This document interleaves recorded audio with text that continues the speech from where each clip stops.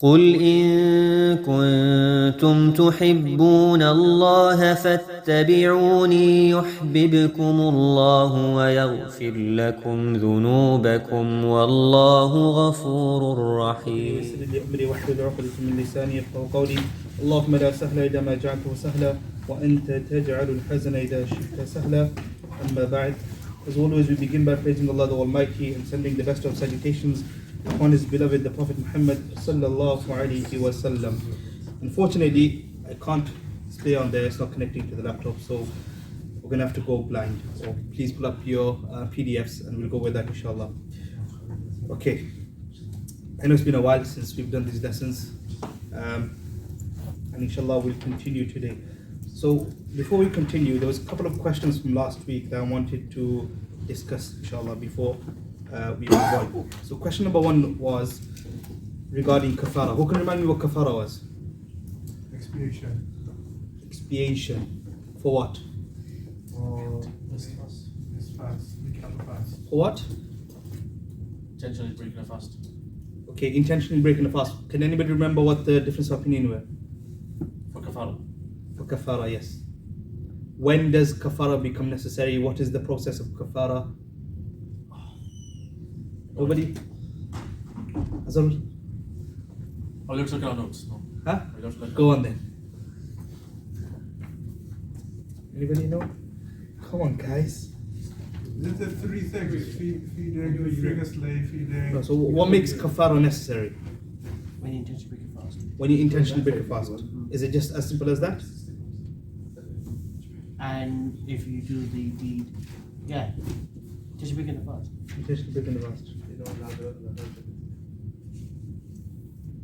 So A bit more most detail. scholars agree kafara is binding.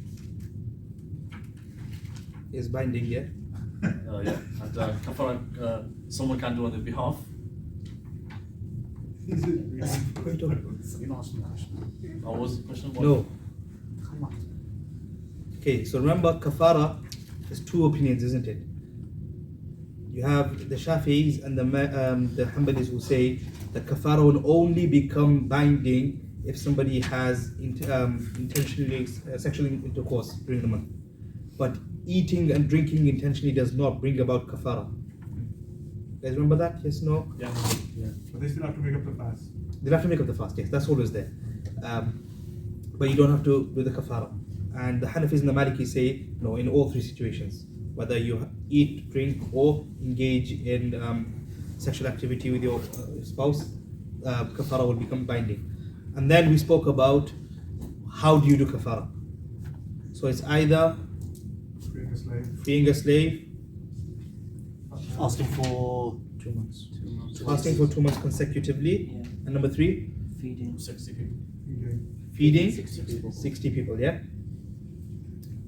And then we spoke about, do we have to go in that order, or is it you can choose any of them you want? No. So who says what? Who can remind me? The Malikis can do whatever order they want the rest. He knows the Maliki one inside out. Yes, so the Maliki says you have a choice because of the narration that Imam Malik narrates in his Muwatta, which says it gives you any choice. And the other three schools say no, you have to follow those particular order. So I think the question then came was, if somebody, obviously freeing a slave is not possible nowadays. I don't know if there's any countries in the world that you can, I don't know, free a slave. Is there? Which country? I think so. But not well known. Which country? Mauritania. Yeah, I think like African countries. I've heard that before, but Yeah. is it slaves as what they had traditionally slaves, or is it just modern day slavery? That is a very good question. I'm not sure. And maids and work people are not considered to be slaves, okay? Yeah, it's not considered to be a slave, okay? Anyway, so usually that's not an option nowadays. So the second option is fasting consecutively for 2 months. And last time I explained that you have to make sure that it does not fall, or you don't select 2 months which will also include Eid, because you can't fast in Eid time. It can't be including Ramadan in there either. So all the days of Hajj, because a person will be fasting in those days. So the question then came is, what if a person falls ill during the kafara period?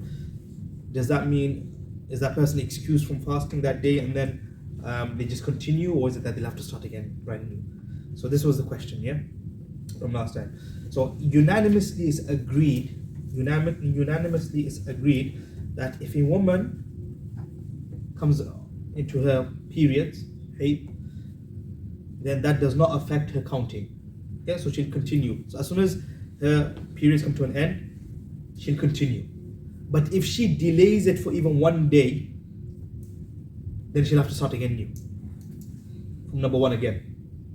Does that make sense so far? Yes? Okay, everybody with me? Can you repeat that, Prisha? Sorry. So if a woman starts a period, then she's exempted from fasting, obviously. And when she finishes, she must start immediately. The next possible day that she has, she must continue with the fast. If she delays it for 1 day, thinking maybe my period will come, maybe it won't come, but most likely it's finished, then what will happen? She'll have to start again brand new. From day 1 again. It doesn't matter if she's on day 39. Oh, sorry, it won't be 39. It'll be day 59. Does that make sense? Yeah. Okay. Now, what about if somebody falls ill? What is the ruling then? So then the scholars or the schools, they define this. So number 1, you have the Hanafi madhab, yeah? The Hanafi madhab have said that the only exception for not fasting is the period. Other than that, there is no other exception. So even if a person falls ill, if a person is traveling, it's irrelevant. If you don't fast those days, then you start again brand new. So they're perhaps the most strictest in that. Everybody understand that so far? So you have to do 2 months consecutively. There's no leeway other than if a woman goes on to her periods. That's the only one. Number 2, the Maliki school. The Maliki school, they say that if a person breaks the fast intentionally in the middle, then they'll have to restart from number 1. But if a person breaks their fast due to an excuse, for example, traveling, falling ill, or by mistake, forgetfully. We spoke about forgetfulness, or because they counted the days wrong, and then later on they came to the knowledge that it was the right amount of days or whatever, or the wrong amount of days, they say you don't have to start again. So they're quite lenient. So if you fall ill, if you're traveling, it's fine. After you finish your safar, your travel, you continue from where you left off. The Hanafis say no chance. You have to start again. Everybody understand that so far? The Shafis go into a bit more detail. They say that if a person breaks their fast, I'll tell you the exceptions. The only exceptions there are for breaking your fast and then continuing from where you left off is if a lady goes into her period, postnatal bleeding, or if a person becomes mad, majnoon, person becomes completely loses the faculties, control over the faculties, or if a person becomes unconscious to the point where they have no control left. In those 4 situations, a person can continue from where they left off. Other than that, they will have to start again. So traveling is out of the question. Falling ill is out of the question also. Forgetfulness and everything else is out of the question also. Everybody following so far? Yeah? Okay. And then you have the Hanbali school, the number 4, yeah? The Hanbali school, they say that the 2 excuses which are acceptable are illness and the monthly period. Other than that, no excuse is acceptable. You'll have to start again from day 1. Everybody with me so far? Yes. Yeah. Yeah? Do you want me to repeat them again or no? You'll be fine. Fine. Yeah? Okay, excellent. So you can see the Hanafis are the strictest. Then perhaps it's Imam Shafi is the next strictest. And then the Hanbalis less strict because they're saying if somebody falls ill, and then the Malikis, they're quite open to it, isn't it? Look, Sheikh Abdul Rahman is smiling. He's loving this. Okay. And obviously you have to choose days where Eid and everything else does not come in the middle of it and all that. Okay, inshallah. Okay, any questions about that? No? Okay, let's move on. Equally, there's another discussion which comes in is because we have to follow the order. If somebody chose, for example, if somebody has to do third option, he's not able to fast anymore consecutively for 2 months, so he's gone to third option, he has to feed somebody. But somehow, miraculously, he becomes well and he's able to fast. He'll have to abandon the feeding and he'll have to move on to the fasting. Or if somebody's fasting the 2 months and then he finds out that there's slavery somewhere and you can pay to free a slave, then you'll have to move to that option. You'll have to work your way back up. That's according to the 3 schools other than the Malikis. Because the Malikis, they've got a choice to begin with. Okay. Everybody's happy with that so far? Okay. Next discussion from last week is how much do we have to feed for kafara and how much do we have to feed when we do fidya? Can you remember what fidya is? No? Fidya? What's fidya? Is it when the person is sick, he can't Yes. fast? So somebody who is chronically ill or too old to fast and isn't able to fast, and there's no hope of that person becoming better, or obviously they're not going to become younger. So in that situation, the person, they pay, isn't it? A certain amount. Well, usually they pay. Is how much do you have to give? What's the amount? And that's why I've got this with me. And I'll explain to you what this is in a bit now. So when it comes to feeding, there's 2 main schools. You have Jamhur, you have the 3 schools other than the Hanafis. You have the 3 schools other than the Hanafis, and then you have the Hanafi opinion. So I'll tell you what the 3 schools say first, and then I'll tell you what the Hanafi say. So it's feeding the 60 people. So when it comes to kafara, we're speaking about kafara now. You're feeding 60 people, and every individual should be given a mud, okay? A prophetic mud. Muddul Nabawi. A prophetic mud of either wheat, or they should be given what they call half a sa', and I'll explain what that is now. Half a sa', which is actually equivalent to 2 muds of dates or barley. Everybody knows what that is, yeah? Barley, it's like grains and stuff, isn't it? And dates, yeah? So I'll show you this now, yeah? Crops. Wait, so half a sa'? A sa'. I'll explain to you what sa' is. Wait now. Okay, so this what I got in front of me here, this is a mud.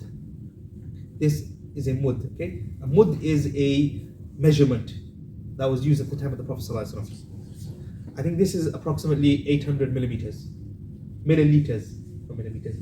yeah? 800 milliliters. So a prophetic mud.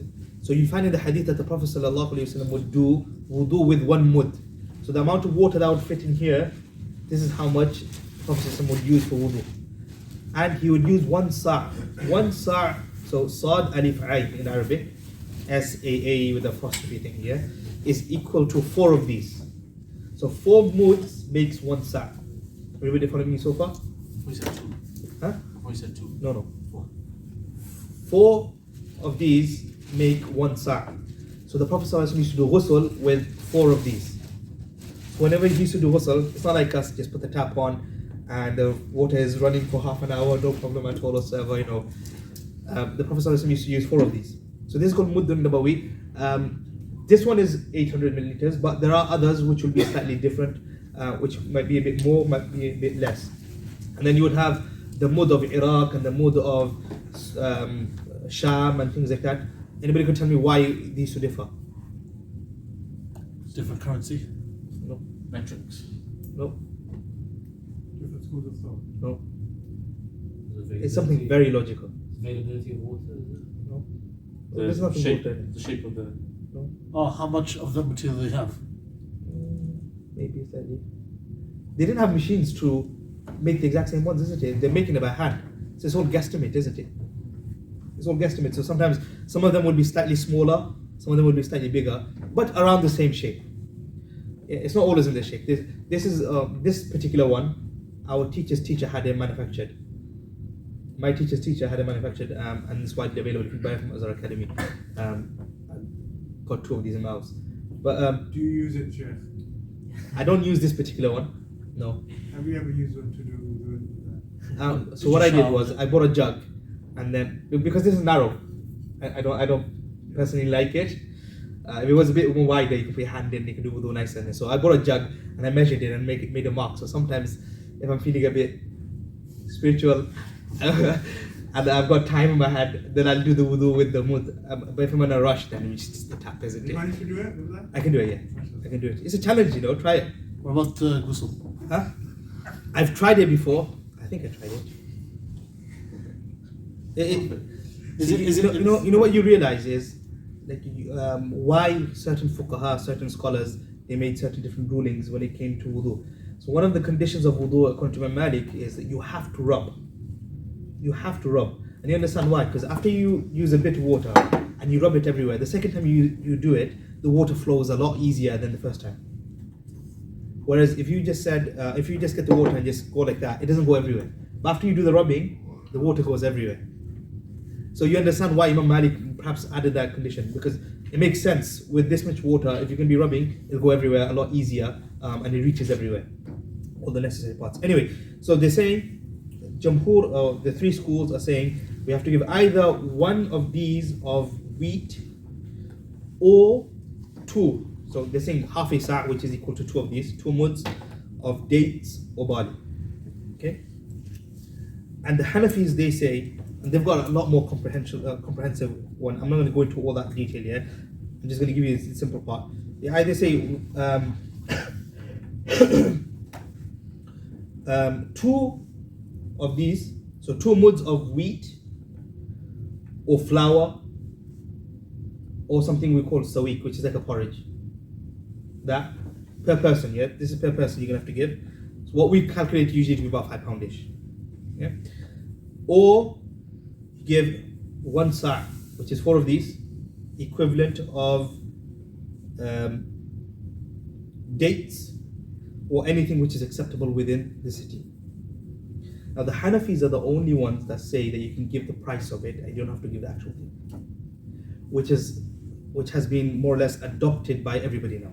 Our sister, so we're just talking about when you're feeding somebody for kafara, how much you have to give them. Okay? So the Hanafis are the only ones that make mention that you can give the price instead of the actual thing. Everybody else just sticks to the actual food. But it appears that most of the mosques in this country anyway, they've adopted the Hanafi opinion in that. So even when we discuss Sadaqatul Fitr and things like that, you'll see everybody gives money, nobody actually goes around giving flour and dates to people. And perhaps money is more practical nowadays, maybe compared to back then. Okay, so everybody understand how much you have to give now? So even if you take this and you say, okay, I have to give how much of this? I have to give a date's worth of this or flour. It's going to cost about £3-4. Actually, I don't know with the costs going up and everything, but it won't be that much. If you go to Tesco's right now, how much does a bag of flour cost? £1.50. I don't even think it's £1.50. No, I thought it was like £2.50. Whatever it might be, it's nowhere near £5. No. Someone Google It's it. nowhere near £5, isn't it? No. How much kg is it? So this 800 milliliters is going to be about 800 grams. 550. 550 for flour. No, it's 80p. Sorry, that's chapati flour. Very expensive. Tesco brand flour is 80p it is. It's 80p. Yeah, I thought it was about 80p. So if you give £5, you're well in your safe zone. So is it per person? Sorry. Yeah. So per person, you have to feed them. So 60 people, yeah. 5 kilos, about £3. 5 kilo, £3. £3. Yeah. So you're well within that. Again, you don't have to give it in Ramadan. You can do it throughout the year whenever you're able to do it. Yeah, does that make sense? Okay, so fidyas are slightly different. Yes, you want to go to the note? Yeah. So when it comes to fidya,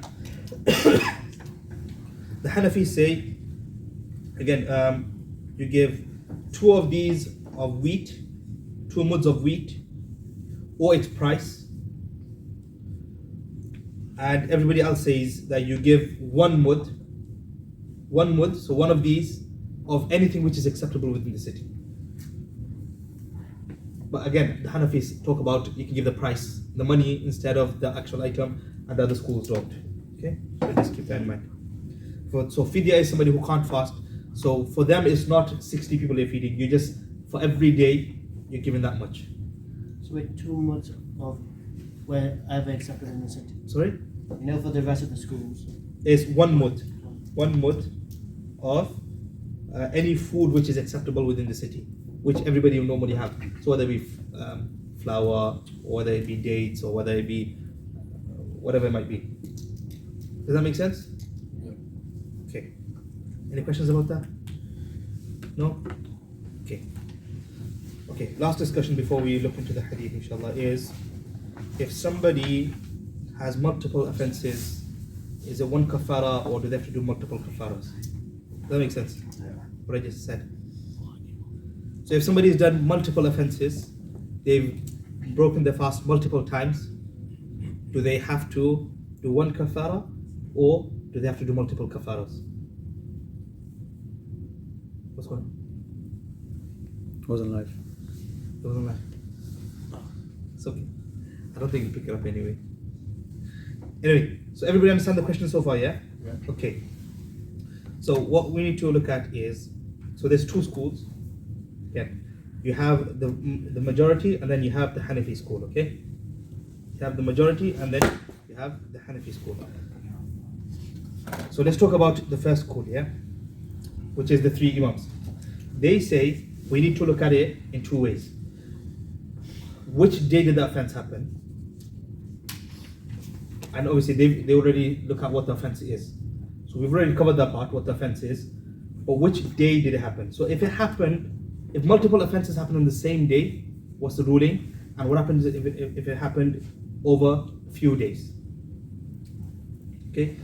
So as for multiple offenses in one day, so if one day a person ate and they drank and they were intimate, and then later on again he ate, whatever, he's done many things in one day, then by unanimously all 4 schools will say that you only do one kafara. Okay, so if it's only one day. If it's over multiple days, so the first day you eat, the second day you drank, the third day you were intimate, and the next day you did whatever, then the 3 schools will say, then for each offense you have to do a kafara. Each offense you have to do a separate kafara. All the schools said that. No, 3 schools, other than the Hanafis. Okay? Other than the Hanafis. So now you can understand, the Hanafis will say, even if it's over multiple days, one kafara will suffice for all the offenses, provided that no attempt to, provided that between the offenses, no kafara has been attempted. Does that make sense? I will explain that again. So for example, and it can be over multiple Ramadan, doesn't matter. So for example, if you have year 1, yeah? In year 1 Ramadan, he ate on 5 separate days.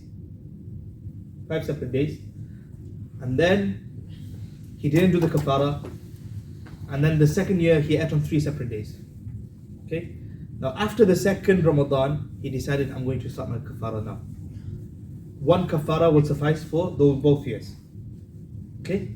Now just say he started his kafara and he fell ill and he didn't fast. So the Hanafi opinion is you start again from day 1. Okay? So you know what, he thought to himself, you know what, I can't bother right now. Maybe in a few months' time I will do it. Ramadan come again, third time. Now on this 3rd Ramadan, he committed another offense. For this offense now, you'll have to do a separate kafara than the other 2. Because a kafara has come in the middle, or an attempt of a kafara has come in the middle. It's a bit complicated, I know. But everybody understand what I'm saying. So you do 2 sets of kafara for that third year? No. No, so for the first 2 years you'll do 1, For the third year, he'll do a separate one. Sheikh, Yeah, that's what I mean. So two, Yeah. you'll end up doing two for Yes. that. Sheikh, but someone could just say like, okay, let me do it for 5-6 years of doing the same thing, and then do, let me do one kafara for He'll those. still be sinful for his actions, isn't he? But I just think about people like. No, If somebody wants to do that, yeah, good luck in it. Yeah. You'll have to stand in front of Allah. Imagine passing away. You still have to do your Exactly, tawbah yeah, because yeah. somebody is intentionally breaking the fast, isn't he? Also, does the kafara have to be done before the What next time is Ramadan? Salah? 8. 8 o'clock, is it? Oh, okay. I don't realize that. Does the kafara have to be before Ramadan? The next Does Ramadan? kafara have to be before Ramadan? Don't take the next No. Ramadan. Anytime. Oh. Is delaying a kafara sinful? Sorry? Is delaying a kafara sinful? So only the Shafi'i say that you must do your kafara immediately. The next available chance you have. Other than that, we would say no, it's not sinful. What if, like, when you were young, like me, for example, I'm not supposed to say, like when I was younger, Yeah, so if you fasting, I forgot how many I have. no, but if it's before somebody became baligh, Yeah. it's not comfortable, is it? Why were you hiding and eating? Is it?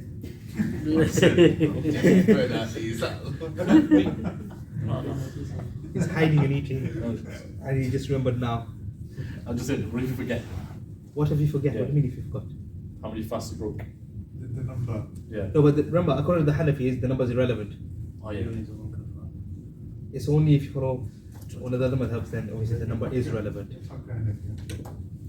But can I just say, let's just say someone who is like 45 years old, Yeah, and in the space of like 20 years has been on and off yeah. doing it, but he didn't know about kafara. And then on the 45th year, he's like, oh, do you know what? Back in the days I did it, but I don't know the total. So according to the Hanafis, Just smash one kafara is sufficient. Covers You'll have the to make up qada for those days. Don't get me wrong. But one kafara will suffice for them. Okay. According to the Hanafis. So in this regard, they're a lot more relaxed. But in terms of actual kafara, remember the 2 months, they're really strict. Yeah, you can see the balance. Okay, any other questions about this? So Sheikh, so the other 3 schools, they say, for if it's multiple days, you have to do So each offense is a kafara. each day. Yeah. So for So the other someone- schools, basically their argument is that each day is a separate ibadah. So you've made a offense against that ibadah, that worship, so therefore you have to compensate for it. And the Hanafi say no, the whole point of the kafara is to, they call it zajar in Arabic, is to warn someone or to reprimand them. So even if you do one kafara, you get your reprehension. You I don't know what's the, you've been penalized. Yeah. You know, you said the Maliki for the kafara, they look at like each day as separate ibadah. No, the 3 schools. No, yeah, like excludes the Maliki madhab. The Maliki madhab? You know, you said the 3 schools, Yeah. like look at each different day as a separate ibadah. Yeah. I thought the Malikis look at Ramadan as like one thing because they make one intention for it. No, so they look at the night and day as one whole unit when it comes to intention. So they're saying to break your fast is an ibadah, to fast during the day is an ibadah. So it's one entire unit. So we don't need to make multiple intentions because the entire month is Ramadan, not only the daytime. So that's what the argument is. And in terms of actually moving from one state to another, this is what they're considering here. So you're in the state of fasting, then in the state of not fasting, and then the state of fasting. Okay, still got a bit more time left into Salah. Okay, everybody okay with that now? I know it's a bit complicated. The advice would be just don't break your fast intentionally. Innit? Simple solution. Just don't break your fast intentionally. Okay. Okay, now we're going to move on with the hadith now, inshallah, yeah? That was a long discussion. Anybody know what number hadith it is in their books? Is it 551? Is it? Was it 550? 551. 551. 551, yeah? Okay, Bismillah. What's the topic? So the topic, this one, is called fasting on behalf of the deceased. Fasting on behalf of the deceased, okay? I'll read the Arabic. I don't know if you guys got the PDF in front of you. وعن عائشة رضي الله تعالى عنها أن النبي صلى الله عليه وسلم قال من مات وعليه الصيام صام عنه وليه متفق عليه. Narrated Aisha radiallahu anha, the Prophet sallallahu alaihi wasallam said, whoever dies while some fast is due for him, which is unfulfilled, his heirs must fast on his behalf. Wait for that then to finish it.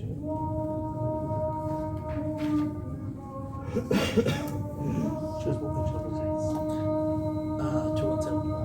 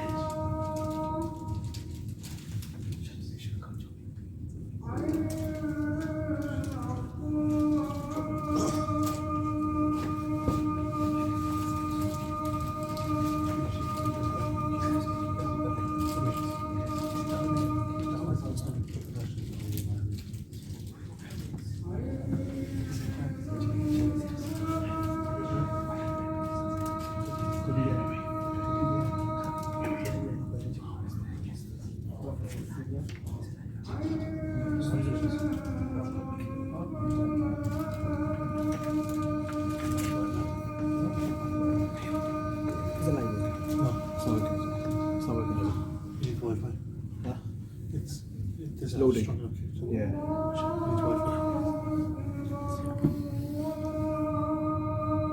It's froze.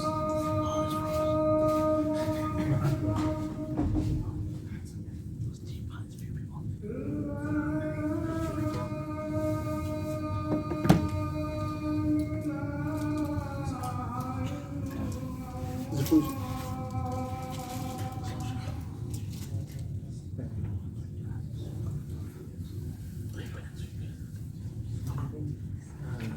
Okay, so everybody's following, yeah? Okay, so can we fast on behalf of the deceased? Can we fast on behalf of the deceased? So if somebody has passed away and they've got fast, which they did not complete, can we fast on behalf of them? Okay, so this particular hadith, the wordings of it suggest that yes, and it almost says that the wali has to fast on behalf of them. Okay, now what does wali mean? Wali means the closest family member. So that would usually be first, if somebody has a son, that would be the son first, then the daughter, then it would be father, and there's a whole series of it. Yeah, so it'll be the closest family members.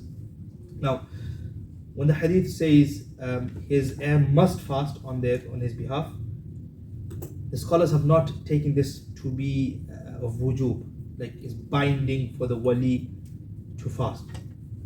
Rather, they say that it's a recommendation from the Prophet ﷺ. It's mustahab. Okay. Now, next discussion is: will it suffice that if I fast on behalf of one of my family members, on their behalf, will it suffice for them their fast? Now, we have Imam Ahmad who says that this hadith refers to a fast of vow, of making a promise. If somebody made a promise that I will fast, and it does not mention Ramadan here, and therefore it's not talking about Ramadan. This is what Imam Ahmad says. So if somebody has a family member who made a promise before they die, that if such and such thing happens, then I promise to fast for 1 day or 3 days or whatever it might be, then in that situation it will be a mustahab, preferred for the wali to fast on behalf of that person to clear them off. Okay? And then Imam Ahmad, he says what everybody else says, the four schools says then. In regards to Ramadan, they say that here when it says that the wali will fast on behalf of the deceased, it means the wali will fulfill those things which compensate a fast. Okay? And it refers to here as feeding. So if somebody died and they've missed out fast, which means they have to do kafara, you can fulfill the kafara for them.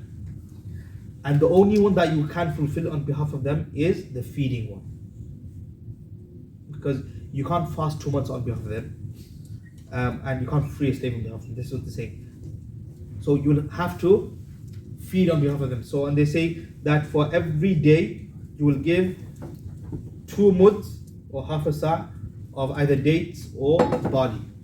Again, you can give the money, but that's if you want to. It's mustahab. You don't have to give it. Can you repeat that again? I'm always been confused. So Okay. So Imam Ahmed says that this hadith is referring to a vow, a fast of vow. Yeah. So, for example, your father said, My father said that so Qayyum's dad said, if Qayyum manages to find a wife, then I will fast for 3 days. And somehow he managed to find a wife. Sorry. He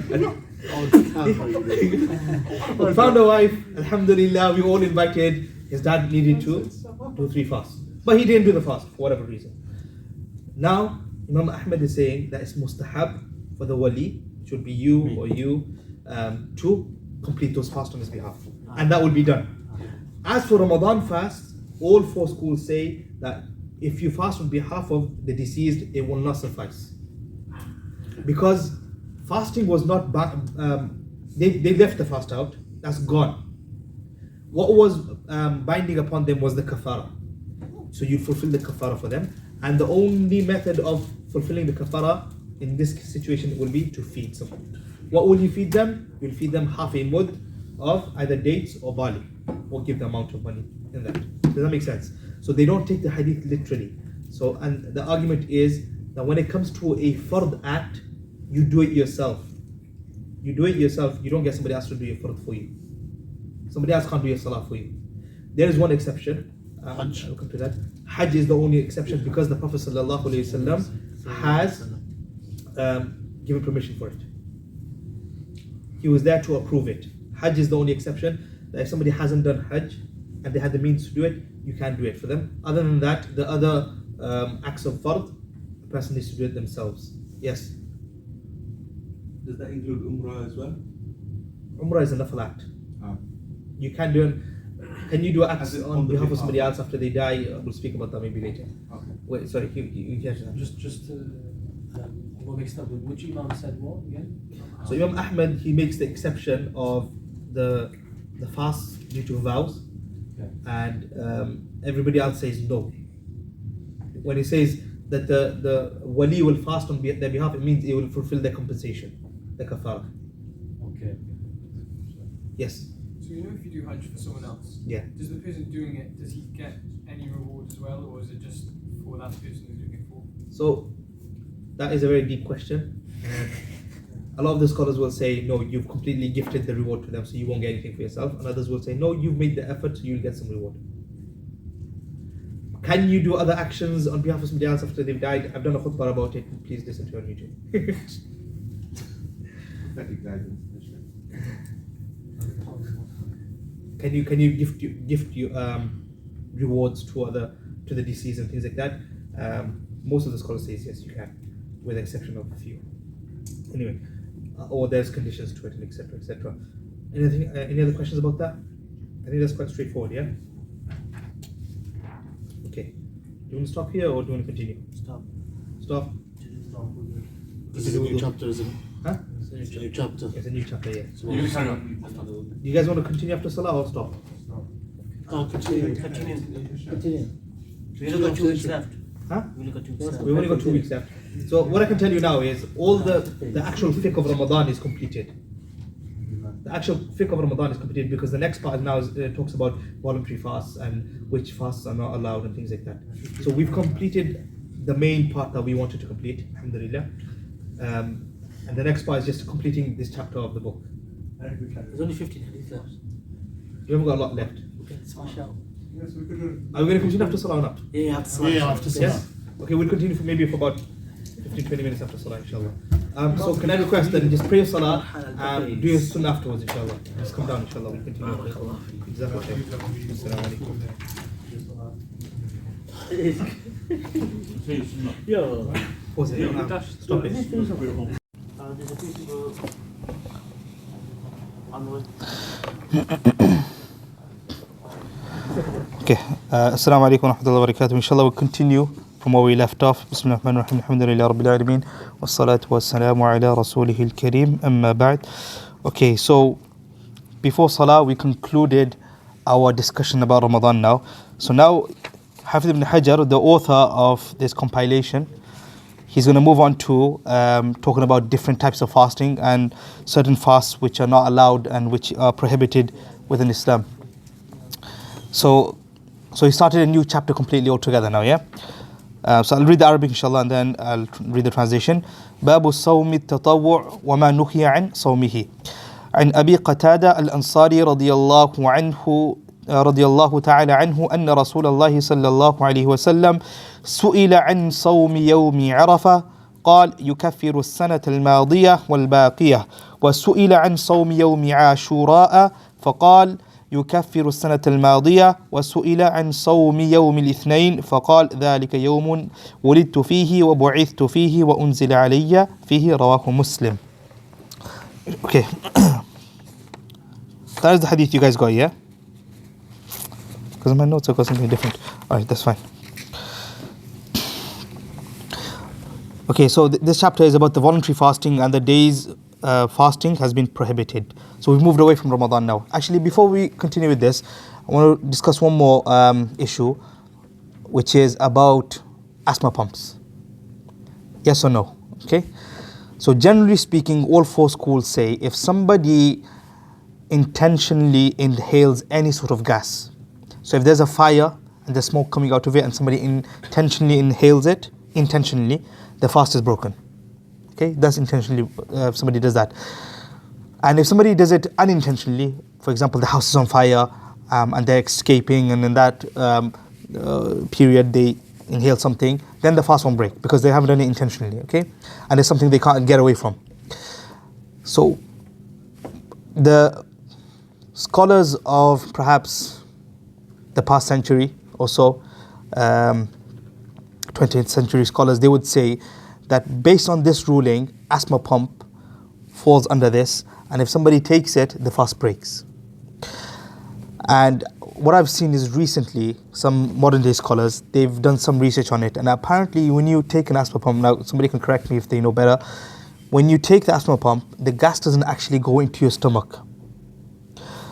But before that it evaporates, or it goes down your lungs, not your stomach. But maybe somebody can clarify, is there any chance of some of that gas going into the stomach? There's a chance, yeah. There is a chance. So the argument is that it hits the back of your throat and then it's no longer gas. Or something like that. Anyway, so if you read up, the fatwa is also available. So the standing fatwa committee of Saudi Arabia right now, they say that it's fine to take asthma pumps, to take the inhaler during the month of Ramadan, based on this research. And then obviously the classical argument is still there. No, there's a chance of it still going into the stomach, and therefore the fast will break. Now, if you ask me what my opinion would be is, if somebody doesn't need it and they took it, I would say the fast is broken. And because of this, the scholars have done the research and they've come to this conclusion that it won't break the fast. If somebody is come to that moment, they're having an asthma attack, and if they don't take it, it's life or death, then in that situation take it, and I would say it won't break, personally speaking. But if somebody's just having a cough or whatever, or they're finding some difficulty in breathing, and they know if they took the asthma pump, it will ease it for them, but they don't necessarily need it, it's not a life and death situation, if somebody took it, then I would say it's broken. I would adopt the first fatwa in that. That's just my personal opinion, but you can follow which of the two you want. So the four schools will say that, classically the four schools will say your fast is broken. But it's only modern day research that's using this argument that it goes into the lungs. But like you just said, there's no guarantee it's not going to go into the stomach. Okay? Yes, Sheikh. Nice to have you back. Thanks, Salam. You said that there is a chance, but as far as I know, there is correct me if I'm wrong, the there is a maxim that if you something does not break the certainty. So how does this then? Okay, so we've only come to know this through modern science, that it goes into the lungs and it doesn't go into the stomach. Or I can't say it doesn't go into the stomach, but most of it goes into the lung. But back in those days, they're not going to have that, are they? They don't have the apparatus to check, is it going down your throat, is it going down into the stomach, or is it going down into the lungs? So the general rule would be anything that goes down the throat breaks the fast, irrelevant of whether it ends up in your lungs or your stomach, because we don't know. Does that make sense? Anything else about that? I thought I'll just throw that in there because that is something a lot of people ask during Ramadan. No? Yeah, go on. Sounds very obvious, but then like vaping would be. Oh, vaping cigarettes is completely out of the question. Yeah. Okay, so vaping, because there's no medicinal need for it, and obviously it's intentionally inhaling gas, isn't it? Yeah. Or the smoke. Okay. And if you ask me about smoking, is it halal or haram? I'm not going to answer you. But obviously, you probably heard the fatwa, it's makruh. And again, it comes back to the same argument. The scholars probably gave this fatwa about 50 years ago, 60 years ago, and they basically based the entire fatwa on the smell. That's what it was based on, not the health factor, because there wasn't enough research done to show how much or how bad it is for you. So they basically just looked, the smell is bad, and we know we can't have onions and garlics before we come for salah, so equally it's makruh because it gives a bad smell, makes your clothes smell, you're going to come for salah, etc., etc., it's makruh. But if you ask modern day scholars, most of them probably will say it's haram, because there's no benefit to it, it's just killing you. Yeah? Okay. Any other questions? Sister, anything? No? Okay. Okay, let's read the next hadith, inshallah. So these are just motivational hadith now. Voluntary hadith. Okay, narrated Abu Qatada al-Ansari radiyallahu anhu. Allah's Messenger sallallahu alayhi wasallam was asked about the fasting on the day of Arafah, whereupon he said it expiates the sins of the preceding year and the coming year. And he was asked about fasting on the day of Ashura, whereupon he said it expiates the sins of the preceding year. He was then asked about fasting on Monday, whereupon he said, that is the day on which I was born, on it I was commissioned with prophethood, and on it the Quran was revealed to me, reported by Muslim. So this hadith is found in Sahih Muslim. Okay. Point number 1, Yawm Arafah. What day is Arafah? What day is Arafah?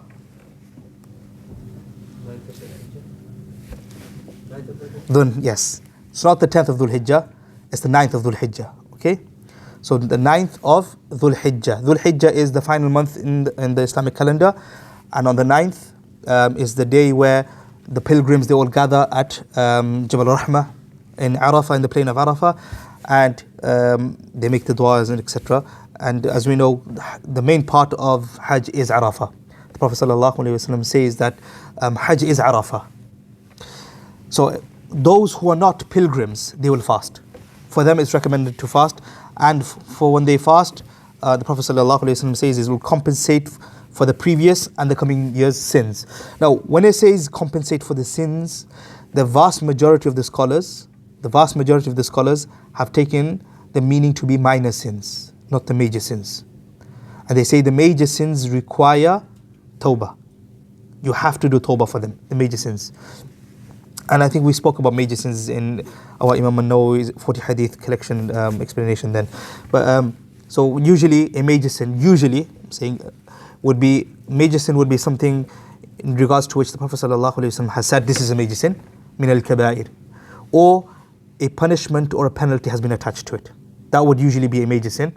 And other than that, but I'm not saying that's the blanket policy, but that is the usual way of identifying if something is a major sin or not. And other than that, would be the minor sins. And Imam al-Dhahabi, he's got an entire book called The Major Sins, Al-Kabair. He's got a book dedicated to that, if anybody wants to read up on it. I think he's got about 40 or 80 something, I think, chapters in there. So 80 different sins or so. So if somebody fasts this day, so it's an opportunity that we take. It's the 9th of Dhul Hijjah. So the previous year and the coming year's sin, Allah has overlooked it. Does that mean that it's licensed to go sin? No, it doesn't. No, it doesn't. But this is the compassion and the mercy that if somebody by mistake commits a sin, Allah will overlook it. Inshallah, we have hope of that. Okay, then the next part of the hadith, it says, he was asked about the fasting of Ashura. When is Ashura?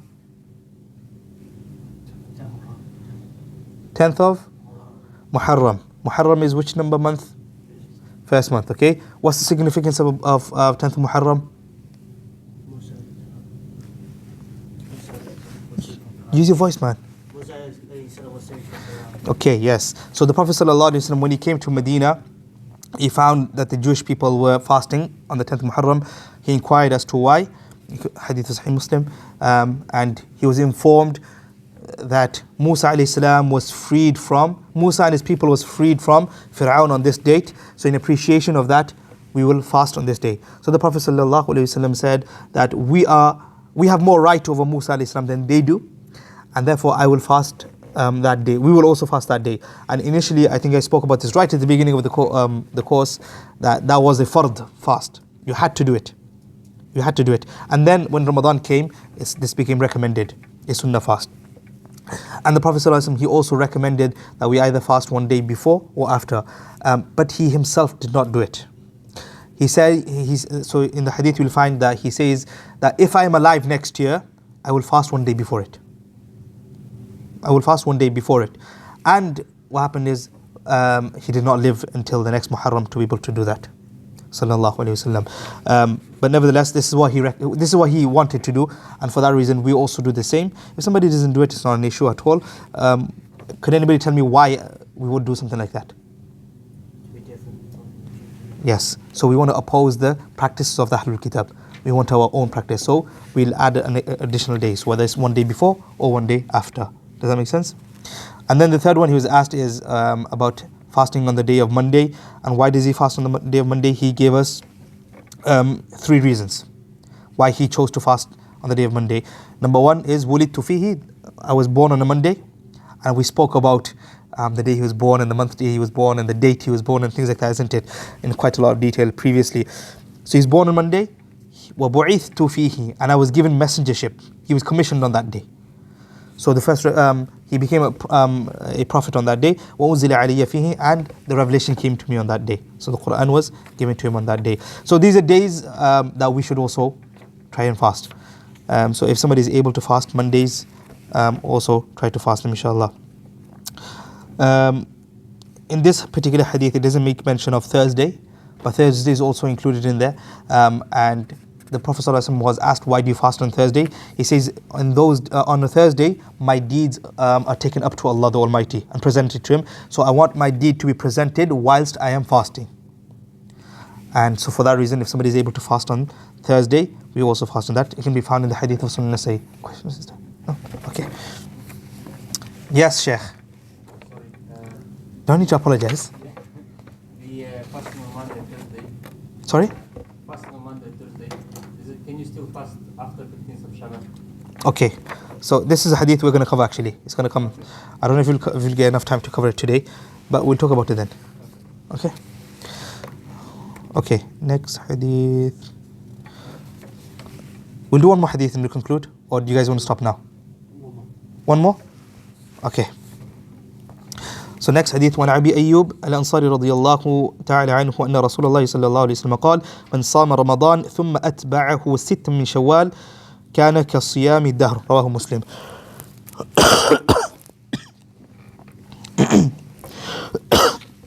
Narrated Abu Ayyub al-Ansari radiyallahu anhu. Allah's Messenger sallallahu alayhi wasallam said, he who fasts Ramadan then follows it with 6 days of fasting from Shawwal, it will be in terms of rewards as if he has fasted a whole year. Reported by Sahih Muslim. We know this famous hadith. So anybody who fasts the month of Ramadan and then follows it up with another 6 fasts, then it is as if though the person has fasted the entire year. They'll get that reward. Now obviously we have to exclude the 1st of Shawwal. Why? Eid, okay? On the day of Eid you can't fast. Okay, now classically speaking, Imam Malik and Imam Abu Hanifa, they considered these 6 fasts to be makruh. They did not promote them. Okay, you'll find this discussion, you'll find it in many places. And I'll just tell you why. Because a lot of people thought that these 6 fasts are attached to Ramadan and you have to do them. If anybody thinks like that, then you're making an addition to the fard, and that's why they said it's makruh. But if somebody believes that no, it's not, it's a separate virtue on its own, then it's fine to do it. Okay, so no problem. So I heard once I was listening to, everybody knows Dr. Akram Nadwi. I was listening to one of his lectures and he was discussing this, and I was like, yeah, I think most people nowadays, they don't think like that anymore. They don't make it a fard upon themselves that they have to fast those days. Okay, so that's that. Second discussion is, should we do it immediately or later? So the best is this, what Imam Ahmed and others have recommended, is that we do it immediately. So straight, the day after Eid, you do it straight away because it's just easier on the body. But if somebody decided to split it up through the month, no problem. They will get the reward for it. Okay, now when it says the whole year, they will get the reward for the whole year. There's another hadith which sort of explains this, which can be found in Sunan al-Nasa'i al-Kubra. So this is not the standard Nasa'i, it's another, he's got another compilation in which the Prophet ﷺ says that Siyamu Shahri Ramadan bi-ashrati ashhur. Somebody who fasts the month of Ramadan, it's like the person has fasted for 10 months. For 10 months. Okay? Can anybody explain why?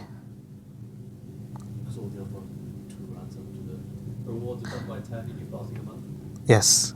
So for each day, the reward is multiplied by 10.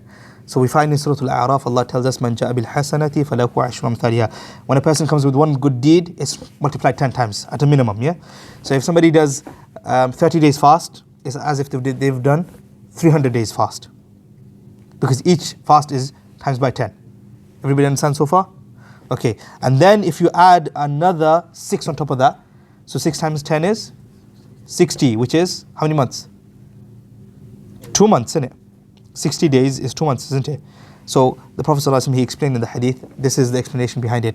I mean, we can use this, but we can also say, okay, but if we did another month, we'll also get the same reward, isn't it? No, but these particular 6 days have been given that extra virtue, which other days have not been given by the Prophet ﷺ. And with that, we conclude today's class, inshallah. Can I just ask something about the 6? Yes. Let's say you wanted to keep the 6, but you fell ill in the month of Shawwal. Can you fast later times with the intention that you want to keep? So these 6 fasts are specified to that time. If somebody let's just say you were in an accident and you were hospitalized for a month. If somebody wants to, so qada, making up fast cannot be incorporated with these in the month of Shawwal. But other nafals can be incorporated with these. So what I mean by that is you can do Monday and Thursday with the intention of these 6 as well. Does that make sense? So you can do your Monday, so you get your Monday reward, you get your Thursday reward, and you get your 6 days. Equally, if somebody wanted to do the 3 white days, we're going to speak about them as well. They can do those 3 days and incorporate these. It's not an issue. Nafals. But if it's a wajib, you can't mix it with a nafal. Okay? Somebody can't stand for fard, dhuhr fard, say Allahu Akbar, and have the intention for the 4 sunnah as well. It doesn't work. Okay? So the wajib and the fard will stay in its place, and then the optional can be then done outside. Yes, Sheikh. Sheikh, can you pass on the days of Tashriq? That's going to come. The discussion is going to come, but you can't know what they are. We'll discuss it. I think it's the next hadith actually. Oh no, a few hadiths down. We'll come to it though, inshallah. Sorry, what you just mentioned now, is that also the same for sisters who